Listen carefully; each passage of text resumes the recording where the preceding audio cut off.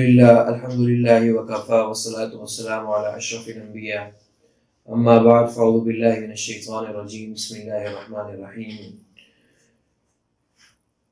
انشاءاللہ سلسلہ تفسیر القرآن میں آج ہم آخری سپارہ 30واں پارہ عما یتساءلون پڑھیں گے۔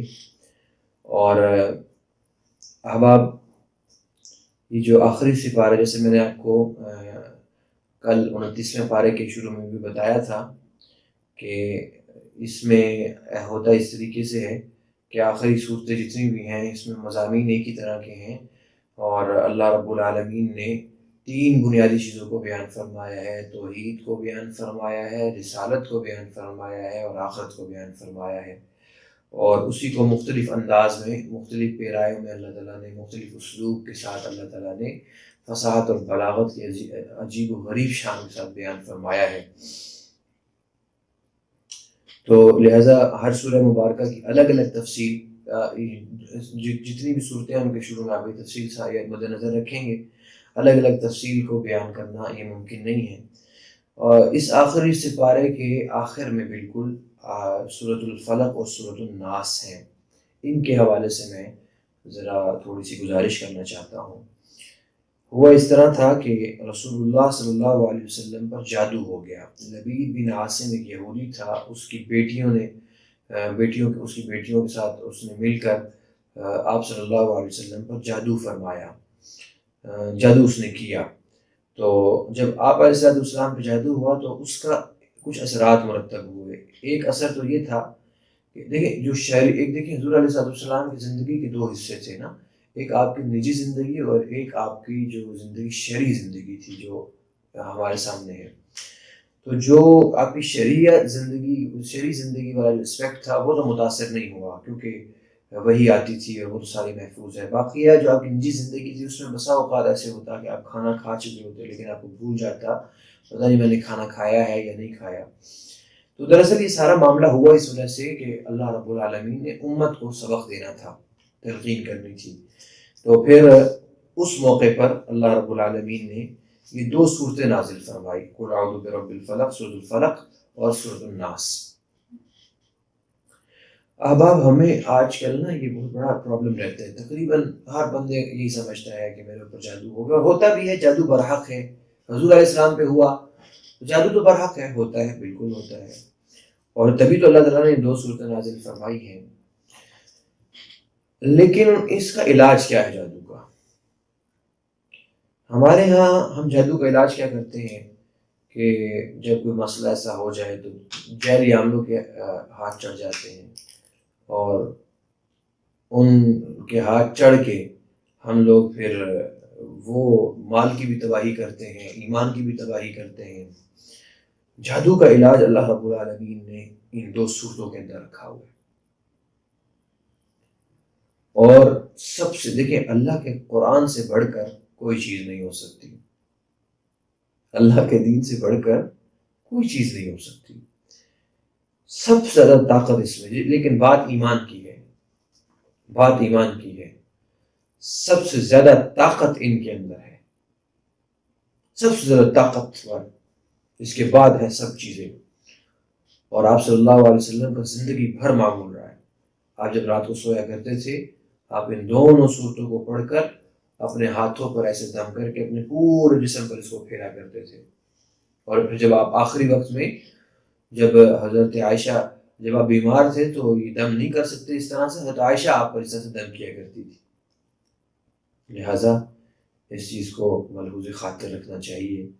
اللہ رب العالمین کیا ارشاد فرماتے ہیں، قل اعوذ برب الناس، کہو کہ میں پناہ مانگتا ہوں سب لوگوں کے پروردگار کی، مالک الناس، سب لوگوں کے بادشاہ کی، الہ الناس، سب لوگوں کے معبود کی، من شر الوسواس الخناس، اس وسوسہ ڈالنے والے کے شر سے جو پیچھے چھپ جاتا ہے، الذی یوسوس فی صدور الناس، جو لوگوں کے دلوں میں وسوسے ڈالتے ہیں، من الجنۃ والناس، چاہے وہ جنات میں سے ہوں یا انسانوں میں سے ہوں۔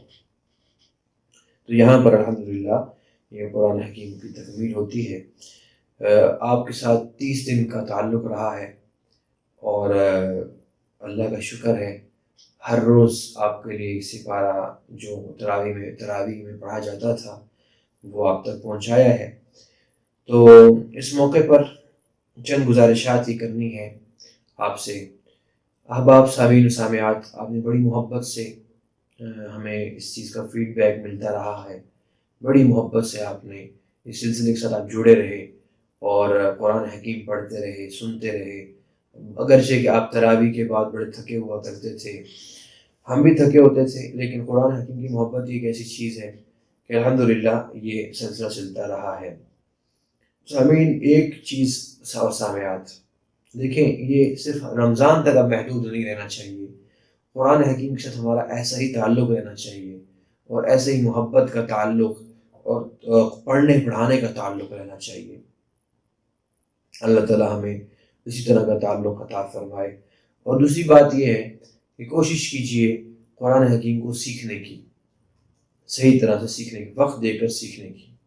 اور آپ دیکھیے اللہ کے قرآن میں ایک ایسا اثر ہے، آپ قرآن سے جڑ کے دیکھیے، آپ کے ذہن میں ایسی وسعت پیدا ہوگی، دینی اعتبار سے بھی دنیاوی اعتبار سے ایسا وسیع ذہن ہوگا کہ انسان خود حیران رہ جاتا ہے کہ اللہ کے قرآن کی خاصیات میں سے ہے کہ انسان کا ذہن وسیع ہو جاتا ہے۔ صحابہ کرام جڑے، کہاں صحراؤں کے اندر رہنے والے، لیکن پوری دنیا کے خواب دیکھنا شروع کیا اور پوری دنیا کو فتح کیا۔ یہ وسیع سوچ یہ قرآن حکیم نے عطا کی تھی۔ اور چوتھی گزارش یہ ہے سامعین و سامعات، جس طریقے سے الحمدللہ ہم نے پورا رمضان المبارک یہ ایک پورا ترتیب کے ساتھ قرآن حکیم پہنچایا ہے، تو انشاءاللہ اب ہماری یہ ترتیب جاری رہے گی اور اس میں مختلف موضوعات پر انشاءاللہ ہم اس ترتیب کو جاری رکھیں گے آپ تک دینی پیغام پہنچانے کے لیے۔ اس میں جو اثر درس ہمارے سامنے ہے، احادیث طیبہ کا درس ہے، اور ایسے ہی آپ کے مختلف سوال اور جواب اس کا ایک سیشن رکھیں گے انگلش میں بھی اور اردو میں بھی، اور اس کے علاوہ بہت سارے سلسلے ہمارے انشاءاللہ یہ جاری رہیں گے۔ آپ اس ہمارے ساتھ جڑے رہیے ہلالیہ چینل کے توسط سے، تو انشاءاللہ آپ تک ہماری یہ جتنی بھی دینی معلومات ہیں یہ پہنچتی رہیں گی۔ یہ آپ کے لیے بہت فائدہ مند ہوگا۔ جڑے رہنے سے یہ ایک آپ کے لیے بڑا اچھا ذریعہ ہے کہ جڑے رہنے سے آپ کا دینی نالج جو ہے وہ بڑھتا چلا جائے گا، اور اسی طریقے سے پھر آپ اس کو دوسرے لوگوں تک بھی اس کا پیغام پہنچائیں، کیونکہ رسول اللہ صلی اللہ علیہ وسلم نے ارشاد فرمایا الدال علی الخیر کفاعلہ، جو دوسرے کو کسی خیر کے کام کا بتاتا ہے وہ اسی طرح جیسے وہ اس کام کو خود کر رہا ہے۔ تو لہٰذا اس کے بارے میں آپ دوسروں تک پیغام بھی پہنچائیں تاکہ یہ دین کا پیغام رکنے نہ پائے اور پھیلتا چلا جائے۔ اور آخری گزارش یہ ہے کہ الحمدللہ یہ سلسلہ جاری رہا، تو اب ہم آپ کی دعاؤں کے بہت محتاج ہیں۔ جب بھی دعا کریں تو اس میں میری آپ سے گزارش ہے، ان دعاؤں میں آپ مجھے یاد رکھیے گا، میری ٹیم کو یاد رکھیے گا جنہوں نے پورا مہینہ محنت کی، اپنے آرام کو چھوڑا اور محنت کر کے اللہ کے قرآن کے لیے آپ تک اور اس قرآن کو آپ تک پہنچانے کے لیے کوششیں کی اچھے انداز میں، ان کو بھی یاد رکھیے گا۔ اللہ رب العالمین اسی طریقے سے ہمیں اپنے قرآن سے جڑے رہنے کی توفیق عطا فرمائے۔ دعا کر لیجئے۔